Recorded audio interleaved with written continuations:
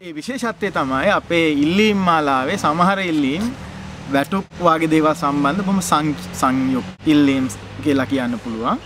අනික් ඒවා මේ අපේ සංස්කෘතියට සමාජයට අදාළ දේශපාලනික ඇඟවුම් සහිත සංකල්පමය ඉල්ලීම්. මේවා අතර එකක් තමයි මේ රාජ්‍ය අධ්‍යාපනය. ඒකත් විවාදාත්මක වචනයක්. රාජ්‍ය අධ්‍යාපනයේ සුරැකීම කියන පළල් සටන් පාඨය පාසලේ සිට විශ්වවිද්‍යාලය දක්වා රාජ්‍ය අධ්‍යාපනය. අනික් සටන් පාඨය තමයි විශ්වවිද්‍යාල ප්‍රධාන වශයෙන් අනිකුත් අධ්‍යාපන ආයතන ද්විතීක වශයෙන් රාජ්‍යයේ ප්‍රතිපාදන ලැබුවා වුවත් රාජ්‍යයේ ඍජු දේශපාලනික ඇඟිලි ගැසීම සහ ශුද්‍ර කළමනාකරණයෙන් තොර වෙන්න ඕනේ කියන අදහස. ඒ නිසා දැන් අපේ විශ්වවිද්‍යාල ආචාර්ය සමිති සම්මේලනයේ මහජන චැනලය සමග සංවාදයකට අපහා එක්වී සිටිනවා පෙරදින විශ්වවිද්‍යාලයේ මහාචාර්යවරු දෙදෙනෙක්. ඔවුන් දෙදෙනා අපේ අරගලයේ සමග වසර කීපයක්ම අප සමග ක්‍රියාකාරීව සිටිනවා විතරක් නෙමෙයි මේ රටේ ප්‍රගතිශීලී දේශපාලන ව්‍යාපාරවල ක්‍රියාකාරීන් දෙදෙනෙක්. එක් මහාචාර්යවරයෙක් මහාචාර්ය නවරත්න බණ්ඩාර මහතා අනෙක් මහාචාර්යවරයා මහාචාර්ය ගාමිණී කීරවැල්ල මහතා. මම මුලින්ම දැනගන්නට කැමති මහාචාර්ය නවරත්න බණ්ඩාර මහතාගෙන් අර පළල් සංකල්පමය දේශපාලන ඇඟවුම් සහිත වෘත්තීය සටනක් හැටියට මම අඳුන්වපු මේ ගුණය ඔබ ඒක විස්තර කරන්නේ කොහොමද? එය ඇත්තටම වෘත්තීය අරගලයකට අදාළ නැද්ද? එය අනවශ්‍ය තරම් පරිබාහිර දෙයක්ද? නැත්නම් විශ්වවිද්‍යාල ආචාර්යවරු වශයෙන් අපිට නොසලකා හල නොහැකි ක්ෂේත්‍රයකට අප මෙහිදී අත තියනවාද කියන ප්‍රශ්න ගැන කෙටි පැහැදිලි කරනවා නම් ඉස්සෙල්ලා අපි ගියෝ වැඩ වර්ජනය කිරීමේ අයිතිය පිළිබඳ ජාත්‍යන්තර කම්කරු සංවිධානයේ පැහැදිලි කිරීම වලට වැඩ වර්ජනය කරන වෘත්ති සමිතියකට තමන්ගේ වෘත්තීය සම්බන්ධ තත්ත්වයන් සකස් කර ගැනීමට ඉල්ලීම ඉදිරිපත් කිරීම පමණක් නෙවෙයි ඒ තමන්ගේ වෘත්තියට අදාළ පරිසරය පිළිබඳ බල තීරණාත්මක බලපාන දේශපාලන ආර්ථික සමාජ ප්‍රතිපත්ති වෙනස් කිරීමේ කතා කිරීමේ අයිතියක් තියෙනවා. ඒක බොහොම සියුම්ව වෙන් කරනවා අර දේශපාලන වශයෙන් කරන වැඩ වර්ජන කියන එක ඇතුළේ ඔක දාන්න හැදුවට ඒක එහෙම නෙවෙයි.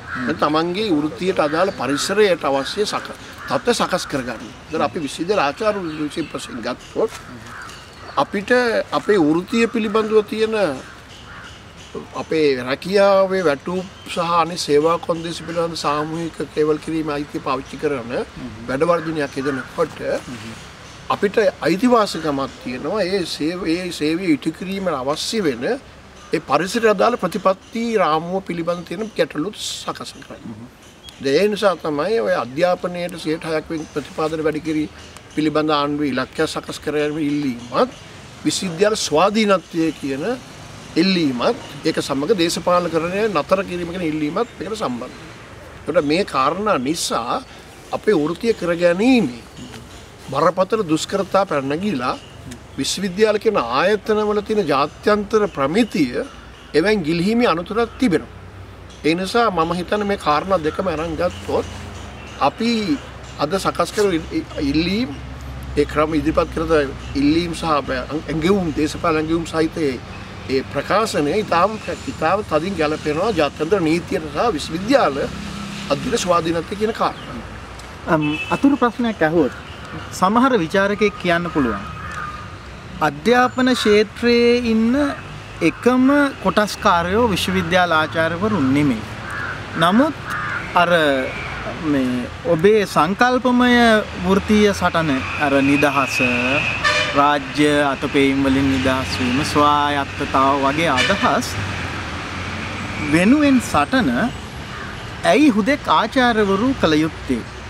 ඇයි දෙමාපියෝ එතකොට අනෙක් පරිපාලකයෝ අනධ්‍යයන සේවකයෝ ශිෂ්‍යයෝ අධ්‍යාපන ක්ෂේත්‍රයට අදාළ අනෙක් කොටස්කාරයෝ මේ සටන ඒ සටන් පාඨයට දායක විය යුතු නැද්ද? ඇයි විශ්වවිද්‍යාලාචාර්යවරු විතරක් මේ ස්වායත්තතාවයේ ස්වාධීන ගැන කතා කරන්නේ කියලා විචාරකයෙක් ඇහුවොත් මොකක්ද උත්තරේ? දැන් අපි ඇත්තටම අද විශ්වවිද්‍යාලාචාර්යවරු කියන්නේ නැහැ මේ තනිකර අපේ බුදුදලා අපි විතරක් කතා කරන්න ඕනේ කියලා.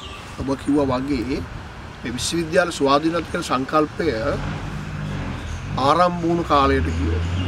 අපි පැහැදිලිව කියනවා 1810 දී බර්ලින් විශ්වවිද්‍යාල හදනවා. ඒ ක්‍රියාවට සහභාගී වූ ප්‍රසියාවේ ඒ ක්‍රියාවලිය සකස් කරන සහභාගී වුණු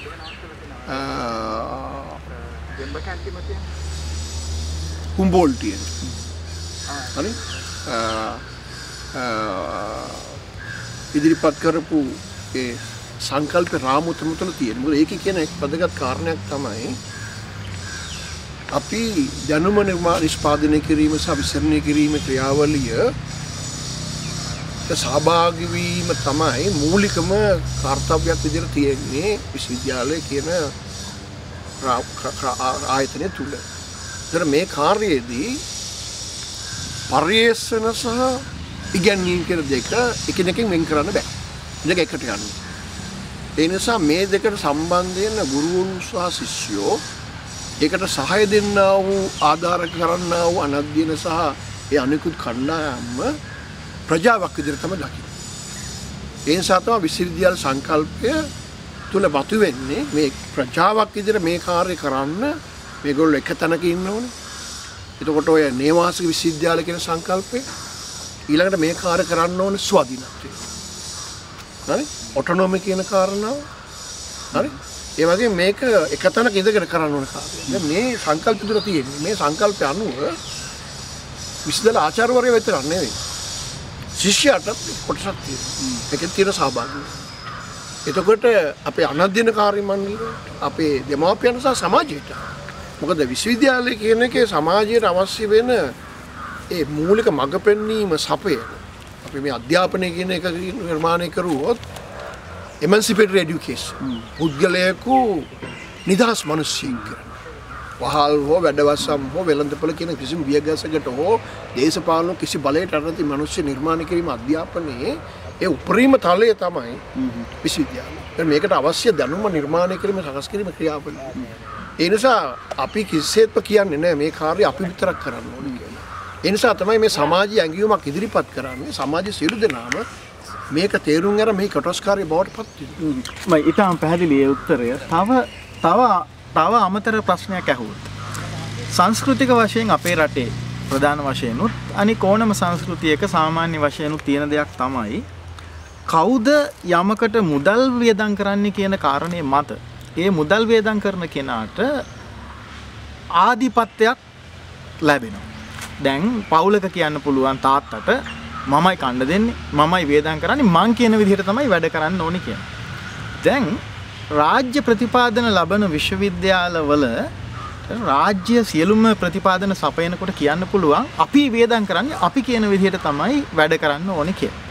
දැන් කවුද වියදම් කරන්නේ කියන එක මතම රාජ්‍යයට අයිතියක් තිබෙනවද විශ්වවිද්‍යාලවලට මැදිහත් වෙන්න අධ්‍යාපන කටයුතු අනිකුත් කටයුතු සම්බන්ධයෙන්. එතකොට ප්‍රාග්ධනය සහ බුද්ධිමය නිදහස අතර මේ තෙරපුම අපි කොහොමද හසුරුවා ගත යුත්තේ? දැන් මේ කාරණේ ඇත්තටම ওই විශ්වවිද්‍යාල ස්වාධීනත්වය කියන හුම්බෝල්ටියන් concept එක සංකල්පෙ තුල නිරවුල් කරා. ඒ ප්‍රතිපාදන සපයන්න සහ මේ කාර්ය කර දෙන්න අතරේ අවබෝධතා ගිවිසුමක් ඇති වෙන්න ඕනේ. ඒ ප්‍රතිපාදන සපයන්න එක කරා ඒ ප්‍රතිපාදන සපයන්නේ ඒ ප්‍රතිපාදන සපයන නිසා මේකට ඇඟිලි ගහන්න නෙවෙයි. ඒක සම්පූර්ණයෙන් අයින් වෙන්න ඕනේ. ඒ ගුරුවරුන්ට ශිෂ්‍යයන්ට කොමියුනිටියක් ප්‍රජාවක් විදියට මේ ක්‍රියාවලිය දෙන්න සම්පූර්ණ ඉදාන. ඒ නිසා මෙතන මායිමක් කියනවා. අපි මුදල් දෙන නිසා අපිට ඒක ආධිපතිවාදී මැදිහත් වීම. ඒතර විශ්වවිද්‍යාල වලට දිගටම තිබුණ දෙයක් තමයි මේ විදිහට ඒ ජාතිකවාදී ඒ බලපෑම් පසුබිම් කරගෙන මේ මුදල් පිළිබඳ කටේ වගකීම අපි අතේ අපි තමයි පවරන්නේ කියන කාරණා කරන විශ්වවිද්‍යාල වලට බලපෑම් කිරීමට ඓතිහාසික සංකල්ප උත්සාහයක් ආවා.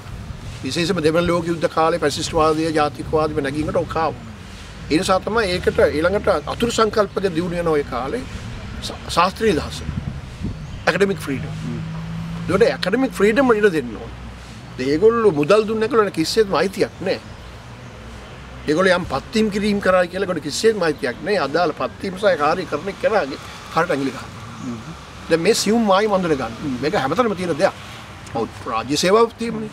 ආණ්ඩුව ප්‍රතිපත්ති හදනවා අනුත් ප්‍රතිපත්ති ක්‍රියාවට නැගීම කර රාජ්‍ය සේවකටමයි අයිතිය. ඒක ඇඟිලි ගන්න බෑ. එතකොට දැන් අපි ඔය සංකල්ප ගත්තොත් අපේ පළවෙනි විශ්වවිද්‍යාල 42 හදනකොට ඒ පනත ඉතාම පැහැදිලිව කියන්න පුළුවන් ඔය අවබෝධතා කිවිසුමක් ඉතින් පනත තියෙනවා. ශාස්ත්‍රීය අංශය ශිෂ්‍යෝ සහ ගුරුවරු ඒක තමන් ඒ බාරගත වකින් කරනවා අනුර ප්‍රතිපාදන සපයනවා. ඒ නිසානේ ප්‍රතිපාදන කොමිෂන් වෙන සංකල්පෙත් තියෙන්නේ. මේ අද බෆර් එක. මේක බැදින් ඉන්න ඕනේ. එතකොට විශ්වවිද්‍යාලයට මුදල් දෙනවා කියලා එයාලට අවශ්‍ය දේ කරන්න මුදල් දෙනවා කියලා කරගන්න කතා කරන්න බෑ. අපි තීරණය කරන්න ඕනේ ඒ කියන බුද්ධිමය නිදහස පාවිච්චි කරමින් ඒ සමාජ විතරක් නෙමෙයි අපි ජාත්‍යන්තර වශයෙන් මානව සමාජයේ අපි පරමාර්ථ කරගන්න අර විශ්වීය මනුෂ්‍යත්වය කොස්මොපොලිටනිසම් හරි ඒ කියන්නේ විශ්ව මනුෂ්‍යත්වය විශ්ව පුරවැසිභාවය පිළ සංකල්පය තුළට තමයි විශ්වවිද්‍යාලය ફોකස් වෙන්නේ. ඒ නිසා විශ්වවිද්‍යාල පටු රාම් වලට හිර කිරීම පිළිබඳ උත්සාහය දිගටම තියෙනවා. ඔය කාරණේ පාවිච්චි කරලා. ශිෂ්‍යෝ තෝර ගැනීම සහ මේ දෙක අපි අතේ තියෙනවා. අපි විතර මේක කරන්න ඕනේ. මේක මේ තරගලේ තමයි පේන්නේ. ඒ නිසානේ විශ්වවිද්‍යාල පදවන ගන්න ඉන්ටර්නැෂනල් ඉන්ස්ටිටියුෂන්ස් කි. යුනිවර්සිටි කියන අදහසේ මේක තියෙනවා. ඔව්. එතකොට එහෙම කියන්න බෑ අපි මුදල් නෑ. මුදල් දෙනවයි කියලා කියන්නේ එයාලට ඕන දේ කරන්න මුදල් දෙනව නෙවෙයි.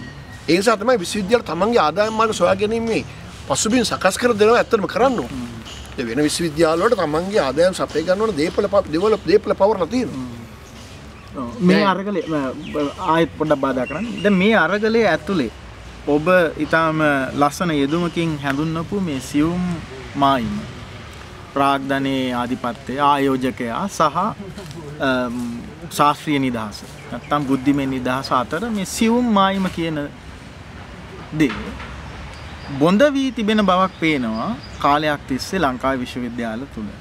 අපේ අරගලය පිළිබඳ විචාරකයෝ කියන දේවල් වලින් විශේෂයෙන්ම ජාතිකවාදී රාජ්‍යවාදී විචාරකයෝ කියන දේවල් වලින් පේන්නේ වියදම් කරන නිසාම ප්‍රතිපාදන සපයන නිසාම මේ අර ශාස්ත්‍රීය අර්ථයෙන් සම්භාව්‍ය අර්ථයෙන් ශාස්ත්‍රීය නිදහස බුද්ධිමය නිදහස කියන දේ ලංකාවට වළංගු නැහැයි කියන තර්කය තමයි විශේෂයෙන්ම මහාචාර්ය නලින්ද සිල්වා වගේ අය කරන තර්ක වලින් පේන්නේ. ඔබ ඒකට දෙන පිළිතුර. දැන් ඔය ප්‍රශ්නේ අපි කරන්නේ ප්‍රශ්නය යුරෝපීය විශ්වවිද්‍යාල මුහුණ දුන්නා. මේ නව ලිබරල් වාදී ආර්ථික ක්‍රියාවලිය ඇවිල්ලා ඒ අර ඉකොනොමිස් ඒ බලපෑම ගෙනල්ලා මුදල් ආයෝජනය කරන ආයෝජකයන්ට අවශ්‍ය ආකාරයට මේක සකස් කරනවා. ඒ නිසා නැවත යලි ප්‍රකාශයට පත් කරන සිදු වුණ අර විශ්වවිද්‍යාල පිළ මුළු සංකල්පය යුරෝපීය විශ්වවිද්‍යාල වලට 1988 බොලොඤ්ඤා ඩික්ලරේෂන් ප්‍රකාශනය. ඒක අද අඳුරන්නේ යුරෝපීය විශ්වවිද්‍යාල පිළිබඳ මැග්නා කාටා එක. දැන් මේක අපිටත් ඇත්තටම වළංගුයි. අපිටත් මේ රාජ්‍ය සහ වෙළඳපොළ කියන දෙක සමග ගනුදෙනු කිව්වකට යන්න වෙලා තියෙනවා. නමුත් අදත් මේ කාරණේ වළංගුයි. මොකද මේ සියුම් මායම හරියට බෙදා ගන්න බැරි නම් ඒක මේ ශිෂ්ටාචාරයේ අනාගතයේ පිළිවෙල ප්‍රශ්නයක් බවට පත් වෙනවා. මොකද අපි මේ පරිශ්‍රක සහ ශාස්ත්‍රීය ව්‍යාපාර කරන්නේ මේ ශිෂ්ටාචාරයේ දියුණු මේ ශිෂ්ටාචාරය ගොඩනැගී වඩා විශ්වීය මනෝ ශිෂ්ටාචාර කරන ගමනකට මේ සමාජය සම්බන්ධ කිරීමේ ක්‍රියාවලිය. ඒක තමයි අපේ ශාස්ත්‍රීය උසම පරමාර්ථය වෙන්න ඕනේ. ඒ සඳහා ඒක කරන්න අවශ්‍ය ප්‍රතිපාදන සපයදලකට උදව් කිරීම තමයි ඒ අවශ්‍ය බලධාරී කරන්නේ. ඒතර මේගොල්ලන්ට මේ අර සිවුම් මායිම වෙන් කරගන්න බැරි නම් ඒ විශ්වවිද්‍යාල පද්ධතිය අර්බුදයට යනවා. මේක හැමතැනම තියෙන දෙයක්. ඒ සිවුම් මායිම බෙදා වෙන් කර ගැනීම දේශපාලනය සහ පරිපාලනය දේශපාලනය සහ විශ්වවිද්‍යාලය මේකේ හැකියාව ගොඩනගන්න බැරි නම් ඒ ශිෂ්ටාචාරික ප්‍රශ්නයක් පොඩි එකපත්. දැන් මම